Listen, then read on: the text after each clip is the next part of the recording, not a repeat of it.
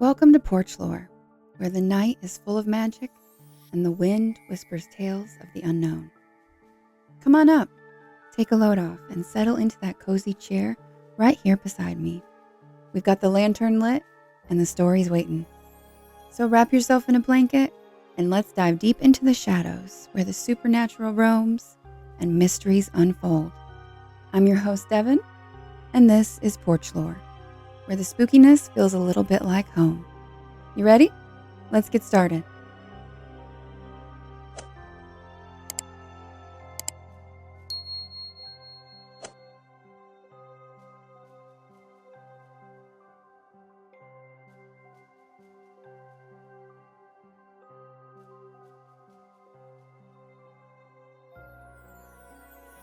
Tonight, we delve into the chilling legend of the Kentucky Goblins, mysterious creatures said to haunt the hills and hollers of the Bluegrass State.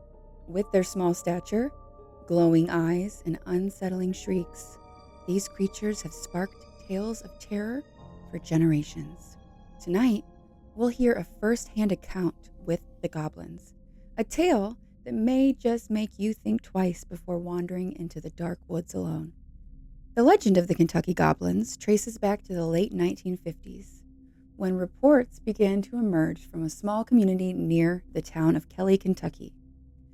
Residents spoke of strange noises in the night, sightings of small humanoid figures, and an overwhelming sense of dread that gripped the area.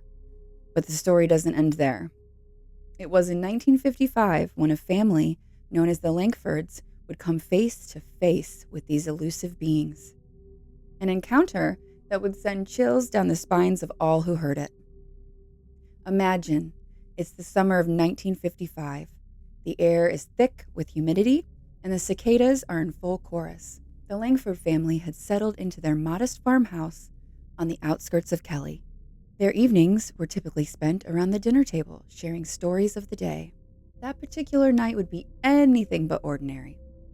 As darkness enveloped the landscape, the family retreated indoors, unaware of the lurking terror outside.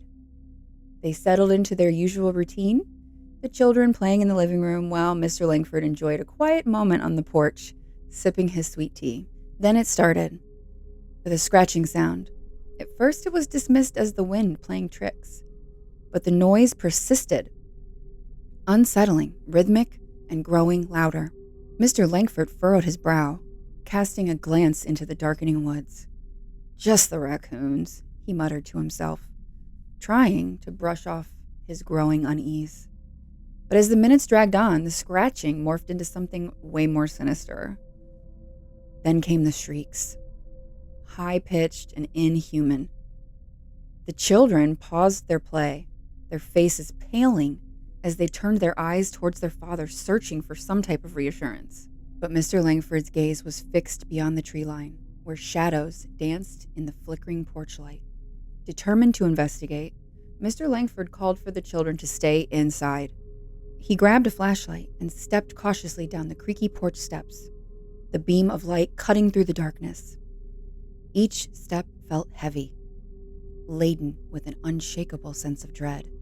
As he approached the tree line, he noticed movement, small figures darting between the trees. His flashlight flickered momentarily, and in that brief flash, he caught a glimpse of what appeared to be goblins? They were small, no more than 3 feet tall, with grayish skin and large, bulbous eyes that glistened like polished marbles. Suddenly, the creatures seemed to notice him, their eerie shrieks piercing the stillness of the night. Mr. Lankford's heart raced. He stumbled backward, adrenaline surging through his veins, but curiosity kept him rooted in place.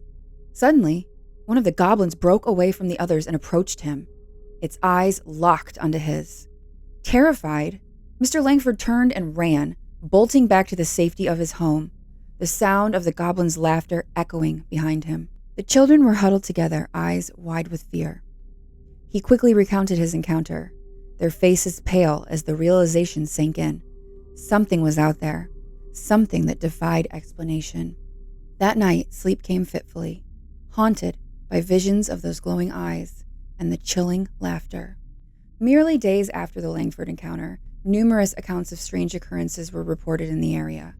livestock found mutilated, eerie sounds echoing through the hills, and other residents speaking of shadowy figures darting through the trees on their property. Word spread quickly, and the legend of the Kentucky Goblins grew. More families came forward with their own stories, sightings of small creatures, disturbances in the night, and the feeling of being watched. Local authorities were called in, but they found nothing.